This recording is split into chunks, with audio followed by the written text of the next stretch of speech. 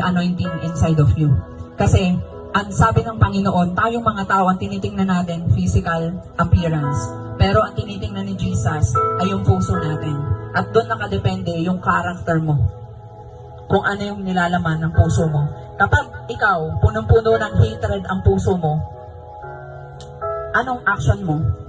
Punong-puno din ng hatred. Amen? Kapag ka ang puso mo punong-puno ng galit, syempre, kahit konting bagay, maliit na bagay, kahit sinong kaharap mo or kausap mo, pwede kang magalit agad-agad. Pwede kang mainis in one click. Ano? So, ministry flows when you have relationship with God. Yung ministry po ng worship, hindi po yan magpo-flow without relationship with God. Kayo po dyan, hindi po kayo makikinig dyan sa mga upuan ninyo without you having a relationship with God. Amen po ba?